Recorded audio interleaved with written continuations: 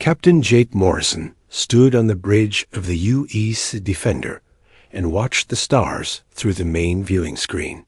His ship had been traveling through space for 3 weeks now. They were looking for new planets that might have useful minerals. It was boring work, but someone had to do it.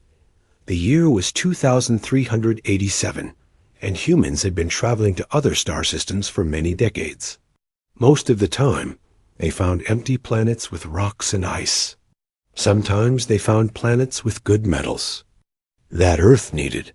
Very rarely, they found something interesting. "Captain, I'm getting some strange readings on the sensors," said Lisa Park.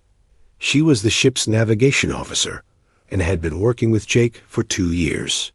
Lisa was good at her job and rarely got excited about anything. Jake walked over to her station. "What kind of readings?" "There are ships out there, big ones, and they're not human ships." Lisa pointed at her screen. "Look at these energy signatures. I've never seen anything like this before." Tony Rodriguez looked up from his engineering station. He was a short man with thick arms who could fix anything on the ship. "Captain, those ships are using some kind of advanced technology. Their engines are putting out way more power than ours." Jake felt his stomach tighten. In all his years exploring space, he had never encountered alien ships. Earth scientists had always said they would find other intelligent life someday, but Jake had started to think it would never happen. "Karen, are you picking up any communications?" Jake asked. Karen Bell was sitting at the communications station. She was young and smart, and she could speak 5 different Earth languages. "Nothing yet, Captain, but wait. I'm getting something." Now, the bridge speakers crackled to life. A harsh, angry voice filled the air. The words were not in any human language, but somehow Jake could understand them. The aliens must have been using some kind of translation device. "Unknown vessel, you have entered the territory of the Vextai Empire. State your purpose immediately, or be destroyed." Jake took a deep breath. This was the moment every space explorer had trained for, but hoped would never come. First contact with an alien species. He had studied the protocols many times. "This is Captain Jake Morrison of the Earth Vessel Defender. We are on a peaceful scientific mission. We did not know this area belonged to anyone. We apologize for the intrusion and request permission to leave your space." There was silence for several seconds. Then the harsh voice came back, even angrier than before. "You will shut down your engines and prepare to be boarded. Any attempt to flee will result in your destruction. You will surrender your vessel and submit to interrogation." Lisa looked at Jake with wide eyes. "Captain, I'm counting at least 12 ships out there. They're all bigger than us." Tony shook his head. "Their weapons are charging up. These guys aren't playing around." Jake had read about situations like this in his training. When dealing with hostile aliens, the first rule was to try to avoid conflict. The second rule was to gather as much information as possible. The third rule was to get that information back to Earth at any cost. "We are not hostile," Jake said into the communication system. "We are explorers from Earth. We seek peaceful contact with other species. Please allow us to withdraw from your territory." Silence. The alien voice roared. "You will comply or be destroyed. This is your final warning." Jake looked around his bridge. His crew was scared, but they were also ready to follow his orders. These were good people who had signed up to explore the unknown. They knew the risks. "Captain," Karen whispered, "I'm detecting at least 15 more ships moving toward us. They're surrounding us." Jake made his decision. "Tony, how are our defensive systems?" Tony grinned.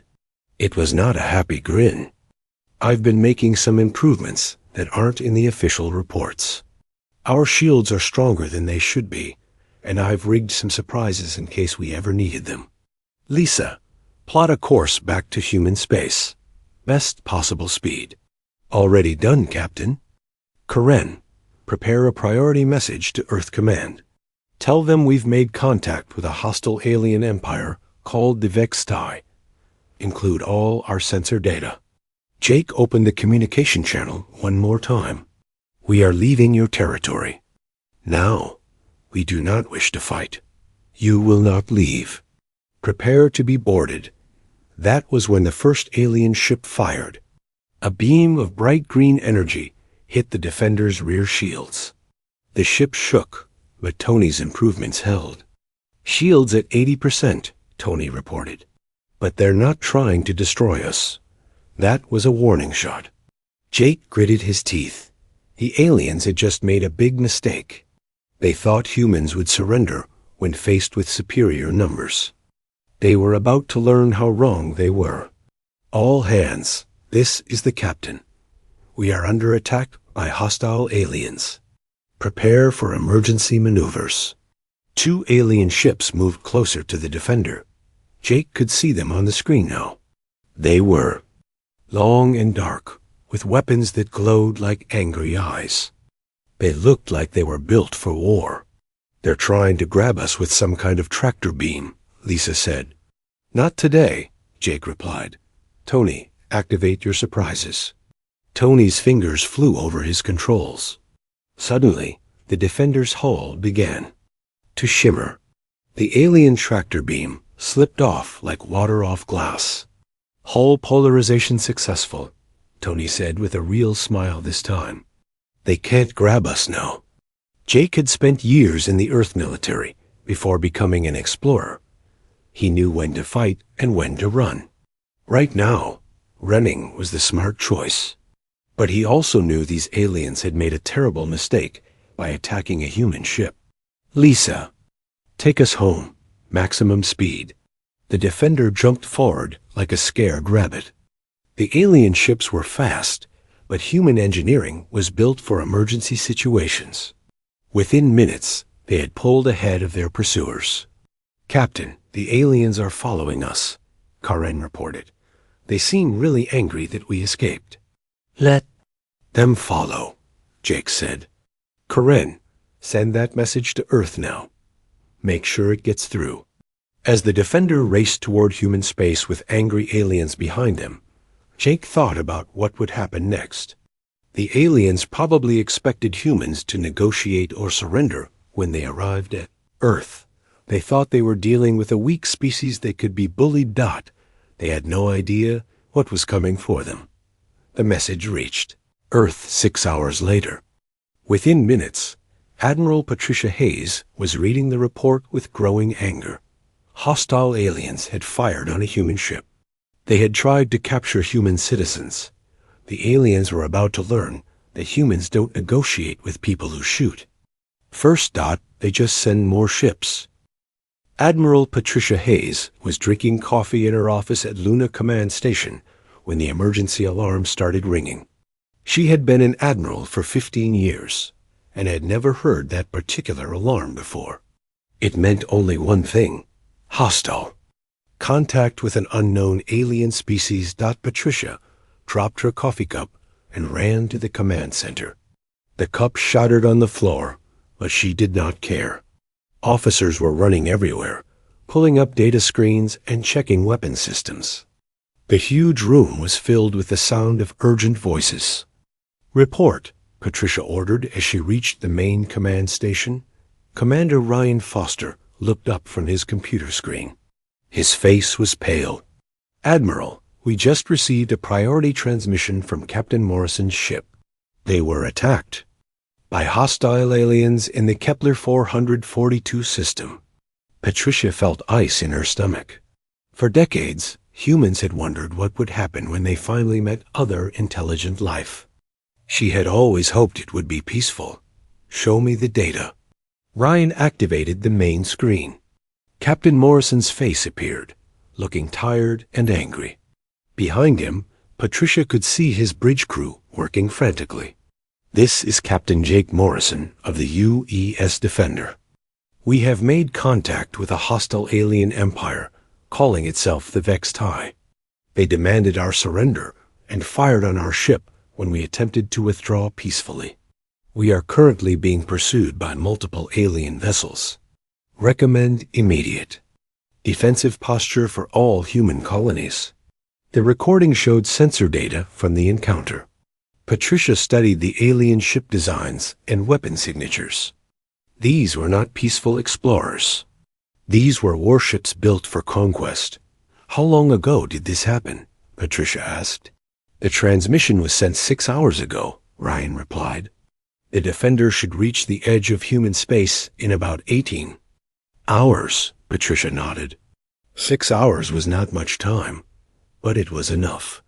She had been preparing for this possibility her entire career. Every human military officer had.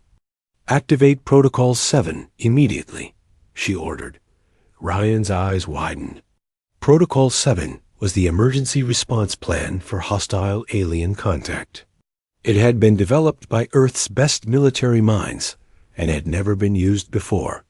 Admiral R. You sure?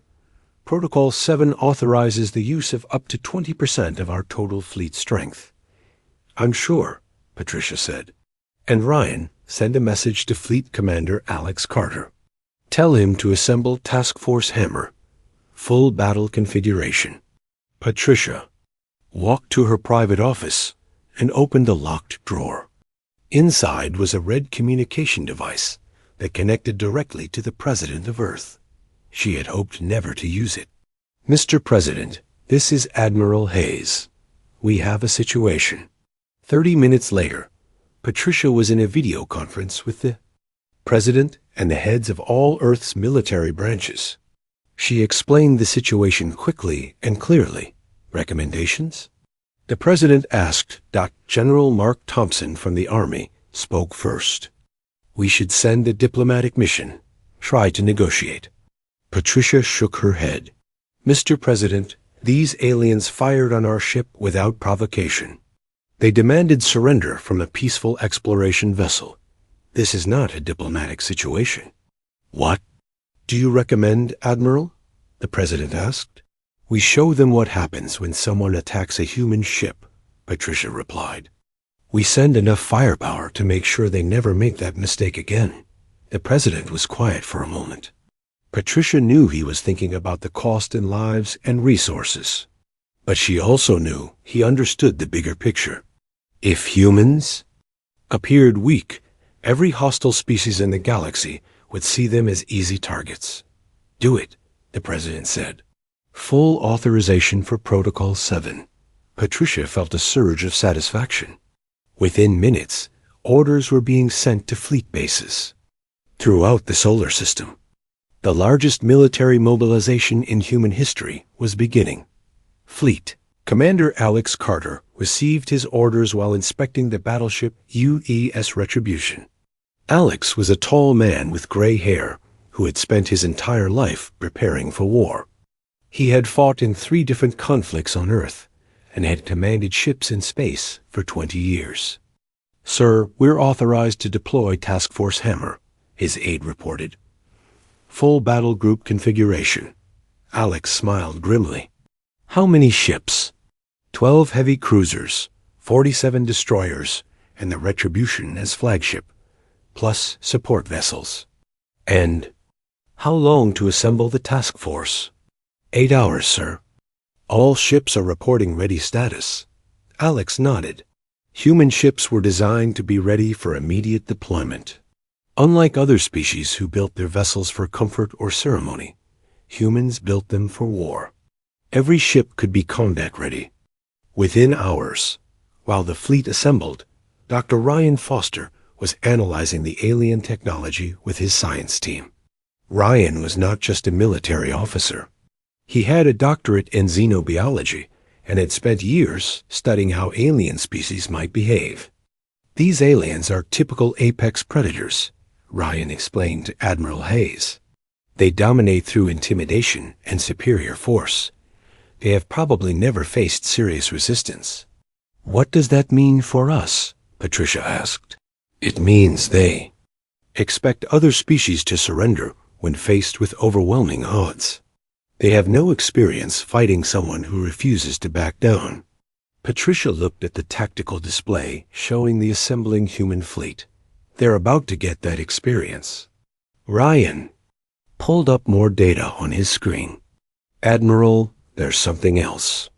Based on their ship configurations and the way they approached Captain Morrison, I believe they have never encountered a Deathworld species before. Explain. Most intelligent life develops on garden worlds. Planets with stable climates and few natural disasters. Earth is different. We evolved on a planet that tried to kill us every day. Ice ages, volcanic eruptions, asteroid impacts, predators, diseases. We developed as a species that never gives up, because giving up meant extinction. Patricia understood immediately. So when they threaten us, we don't see superior force. We just see another problem to solve. Exactly. And our solution to problems that threaten us is usually the same. Remove the threat completely. 8 hours later, Task Force Hammer was assembled and ready to depart. Admiral Hayes stood on the bridge of the Retribution and looked at the formation of ships around her. It was the most powerful fleet humanity had ever assembled. Fleet Commander Carter joined her at the observation window. Admiral, the fleet is ready. What are our orders?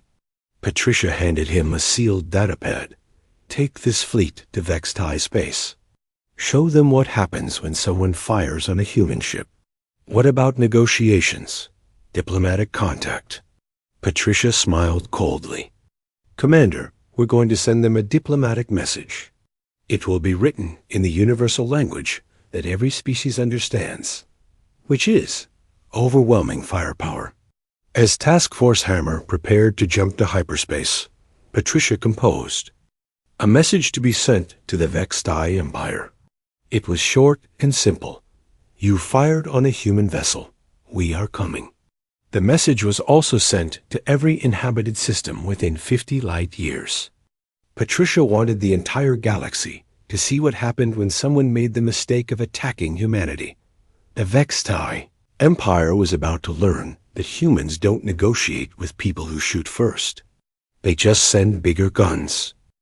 War Prime Kethmer stood in the command center of his flagship and looked at the star map with satisfaction. The Vexed High Empire controlled 12 star systems and commanded over 800 warships. For 3 centuries, his people had been the strongest military force in this region of space. Kethmer was a large alien with thick gray skin and 4 arms. His species had evolved as hunters on a world with many dangerous predators. They understood strength and respected only those who could defeat them in battle. Every species they had encountered had eventually surrendered to their superior firepower. War Prime, we have received a strange message from the unknown aliens, reported his communications officer. Kethmer turned one of his 4 eyes toward the officer. What do they say? The message is very short. It says, you fired on a human vessel. We are coming. Kethmer laughed loudly. His laughter sounded like rocks grinding together. They are coming? How many ships do these humans have? 1, 2? Unknown, War Prime. But our scouts report detecting unusual energy signatures at the edge of their space. Send more scouts. I want to know everything about these humans before they arrive. Kethmer walked to the tactical display. And prepare the first battle fleet. We will teach these newcomers how the galaxy works. 3 days later, Scout Commander Vexka returned from human space with disturbing news. His small ship had barely escaped detection, and what he had seen made no sense. War Prime, the humans are coming with a massive fleet.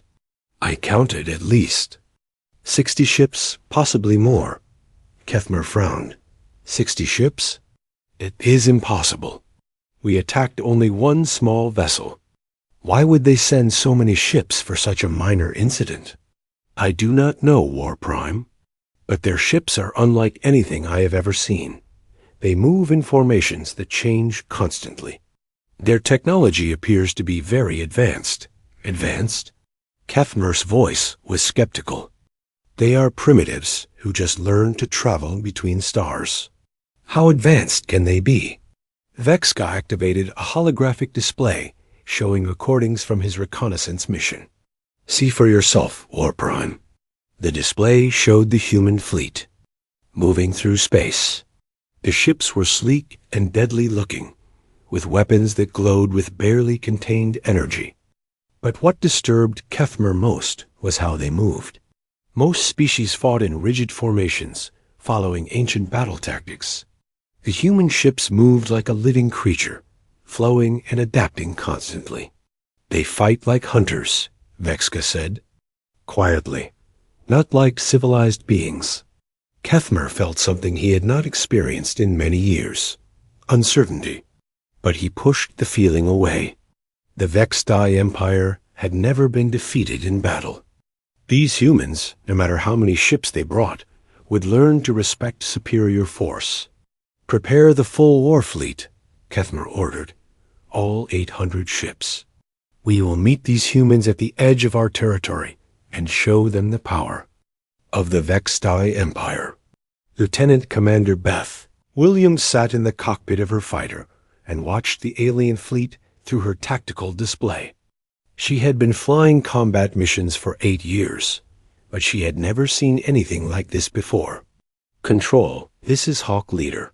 I count over 300 alien ships in defensive formation. They're arranged in a classic intimidation wall. Voice of Fleet Commander Carter came through her headset. Copy that, Hawk Leader. What's your assessment? Beth studied the alien formation more carefully. The ships were arranged in perfectly straight lines, designed to look as impressive and frightening as possible. It was exactly the kind of display that might make a primitive species surrender without fighting. Control, they're fighting like it's a parade, all show and no substance. Recommend we ignore their formation and go straight for their command. Ships. Negative, Hawk Leader. We're going to follow the plan. Hit them fast, hit them hard, and make sure everyone in the galaxy sees what happens. Beth smiled inside her helmet. The plan was simple and brutal. The human fleet would not try to match the aliens ship for ship. Instead, they would use superior tactics and technology to destroy the alien fleet's ability to fight. Captain Steve Adams commanded the destroyer squadron from his ship, the UES Striker. His job was to break through the alien formation and target their command vessels. Steve had spent 10 years studying alien psychology, and he understood what they were trying to do. All destroyers, this is Striker Command. Remember, they're trying to intimidate us into surrendering. They expect us to be impressed by their numbers. Striker Command, this is Ranger. Should we be impressed? The voice belonged to Captain Lucy Morgan, one of Steve's most experienced officers. Negative, Ranger. They brought 800 ships to fight 60. That tells me they're either cowards or they don't know how to fight. The alien fleet began moving forward in their perfect formation. To most species, it would have been a terrifying sight. 800 warships advancing in perfect unity, their weapons charged and ready. The human response was not what the aliens expected. Instead of forming their own battle line, the human ships scattered into small groups. They moved fast and unpredictably, like wolves hunting a herd of prey animals. The alien formation, which had been designed to intimidate, suddenly became a weakness. All ships, this is Commander Carter. Execute Wolf Pack Protocol. Target there. Command ships and communication arrays. Make this fast. Beth Williams led her fighter squadron straight into the heart of the alien formation. The enemy ships were so focused on maintaining their impressive display that they could not react quickly. Enough to the human attack. Hawk Squadron, target the ship with the most communication antennas. That's probably their flagship. The human fighters moved like angry wasps, too fast and too small for the big alien ships to target effectively. Within minutes, they had destroyed. The aliens' ability to coordinate their fleet. Captain Adams brought his destroyers in from the side. targeting the alien ships that seemed to be giving orders to the others. Human weapons were designed for precision rather than brute force. Instead of trying to destroy entire ships, they targeted specific systems. Striker to all destroyers. Target their engines and weapon systems. Leave their life support alone.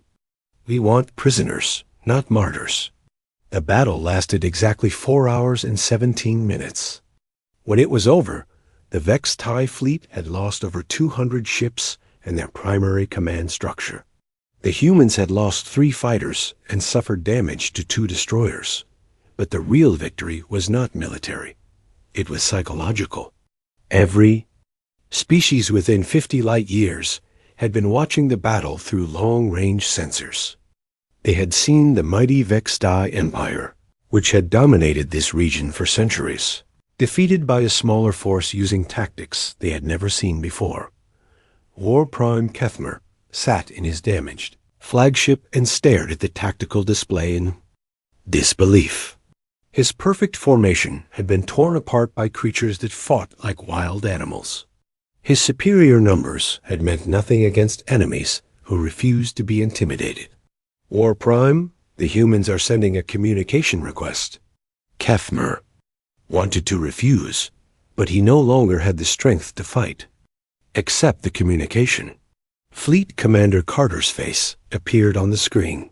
He looked calm and professional, like someone who had just completed a routine training exercise. War Prime Kethmer, I am Fleet Commander Alex Carter of the Earth. Defense Force, you have 2 choices. Surrender now, and we will discuss terms, or continue fighting, and we will destroy your remaining ships. Kethmer looked at the human commander with new understanding. These were not the civilized beings he had expected. These were predators from a world that had taught them never to show weakness. We surrender, Kethmer said quietly. Good choice, Carter replied. We'll be in touch. The transmission ended, leaving Kethmer alone with the ruins of his empire and the knowledge that the galaxy had just learned. A very important lesson about humanity. Ambassador Claire Thompson stood on the bridge of the diplomatic vessel, UES Harmony, and watched the damaged Vex TIE ships through the viewing screen. She had been a diplomat for 20 years and had negotiated treaties between Earth colonies. But this was her first alien contact mission. Claire was a small woman with gray hair and sharp eyes. She had learned long ago that in negotiations, it was not the size of your guns that mattered, but how willing you were to use them. The smoking wreckage of the Vex TIE fleet floating around them proved that humanity was very willing indeed. Ambassador, the Vex TIE are requesting permission to come aboard for the surrender ceremony, reported her aide, Lieutenant Dan Walsh. Grant permission. But only 5 aliens maximum, and they come unarmed. Claire straightened her formal diplomatic uniform. And Dan, make sure our security team is ready. These aliens are used to intimidating others. I want them to understand that those days are over. 2 hours later, War Prime Kethmer entered the Harmony's conference room with 4 of his officers. The Vex TIE were large and imposing, but Claire noticed they moved carefully and kept their 4 hands visible at all times. The destruction of their fleet had taught them respect. War Prime Kethmer, Claire said formally. I am Ambassador Claire Thompson, representing the Earth government. Please be seated. Kethmer looked around the room nervously. The walls displayed images of Earth cities, armies, and space fleets. It was a subtle reminder of humanity's power. Ambassador Thompson, my empire surrenders to the superior might of humanity. We request mercy for our defeated forces. Claire nodded politely. The terms of surrender are simple, War Prime. First, the Vex TIE Empire will never again attack human vessels or threaten human citizens. Second, you will compensate the crew of the UES Defender for damages and trauma. Third, you will formally recognize humanity's right to free passage through this region of space. Kethmer's 4 eyes widened. That is all? You do not want our territory? Our resources? Our people as slaves? We are not conquerors, War Prime. We are explorers. We came here in peace, and you chose to attack us. We responded accordingly. But we do not want your empire. We want something much more valuable. What do you want? Claire smiled coldly. Respect. We want every species in this galaxy to understand what happens when someone fires on a human ship. The treaty was signed 3 hours later, but Claire had one more surprise for the galaxy. The signing ceremony was broadcast live to every inhabited system within 100 light years. She wanted to make sure everyone understood the new reality. Citizens of the galaxy, Claire said into the camera, today marks the beginning of a new era. The human species has demonstrated that we will defend ourselves and our people with overwhelming force. We seek peaceful relations with all intelligent life, but we will never tolerate aggression against our citizens. The broadcast ended, but its effects would be felt across the galaxy for years to come. Captain Jake Morrison stood on the bridge of the UES Defender and smiled as he watched the new escort ships flying alongside them. Admiral Hayes had assigned a permanent patrol squadron to protect survey vessels in this region. No human explorer would ever again face hostile aliens alone. Captain, we're approaching the next survey target, reported Lisa Park. The Kepler 438 system. Any signs of alien activity? Jake asked. None on long-range sensors. But Captain, I'm detecting some interesting mineral signatures on the 4th planet. Jake nodded. Take us in, Lisa. Let's see what we can find.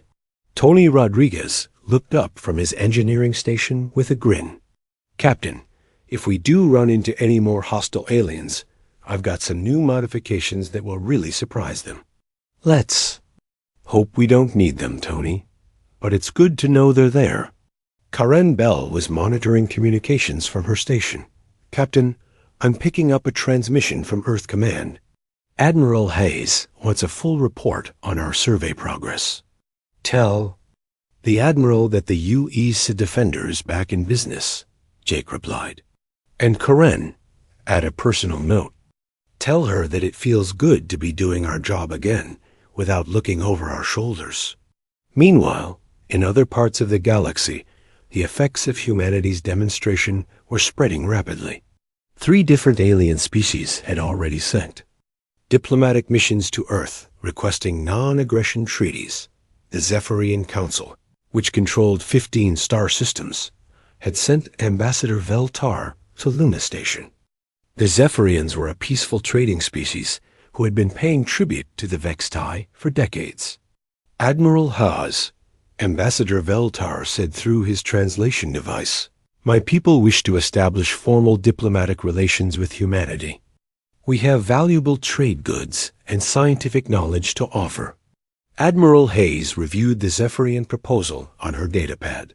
We're interested in peaceful trade, Ambassador, but understand that any aggression toward human citizens or ships will result in the same response the Vextai received. Of course, Admiral, my people have no desire for conflict. We have seen what happens to those who threaten humanity. The Corvin Republic had also sent a delegation led by General Rexith. The Corvins were a military species, but they had spent weeks studying the battle records from the Vextai conflict. Admiral, General Rexith said, my people respect strength above all else. Your species has demonstrated superior tactical ability and the will to use overwhelming force. We request a mutual defense agreement. Hayes smiled. We can discuss that, General. But remember, humanity doesn't start fights. We just finish them. Dr. Ryan Foster was busy in his laboratory, analyzing the data from the conflict and writing new protocols for dealing with alien species. His xenobiology team had identified several important patterns. Admiral, we've completed our analysis of alien psychology in this region, Ryan reported during their weekly briefing. Most species here follow the same pattern as the Vextai.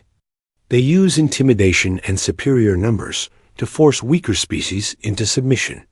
And when they encounter a species that won't be intimidated, Hayes asked, they don't know how to respond.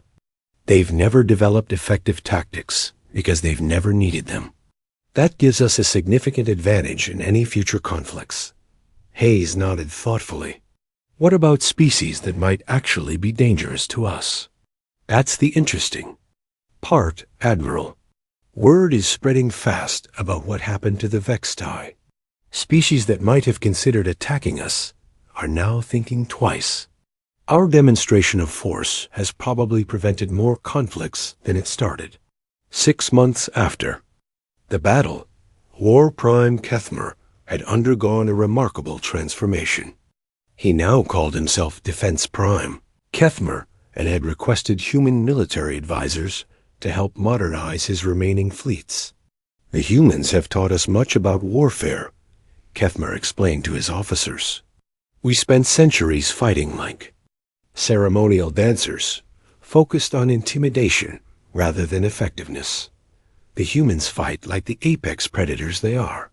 His second-in-command, Commander Velmer, studied the new tactical manuals the humans had provided. Defense Prime, these tactics seem chaotic. How can we maintain discipline with such fluid formations? That is the point, Commander. Rigid formations are predictable. The humans taught us that adaptability is more important than tradition. Kethmer looked at the tactical display showing their joint training exercises with human instructors. His warriors were learning to fight like wolves instead of parade soldiers, and they were becoming much more effective. The humans could have destroyed us completely, Kethmer reflected. Instead, they chose to make us allies. This is the wisdom of a true apex species. Captain Morrison and his crew continued their survey mission, but now they flew with confidence rather than fear. The galaxy had learned an important lesson. Humanity might be new to space, but they were not to be underestimated. The U's Defender approached another unexplored system, this one warned against by 3 different species. But humans didn't avoid dangerous places. They went there anyway, knowing that if trouble found them, the entire human fleet would come looking, and in the broader galaxy, a new understanding had taken hold. Deathworlders didn't waste time with threats or negotiations. They simply sent enough firepower to solve the problem permanently. It was a lesson the galaxy would not soon forget. The age of human exploration had truly begun, and the stars were a much safer place for it.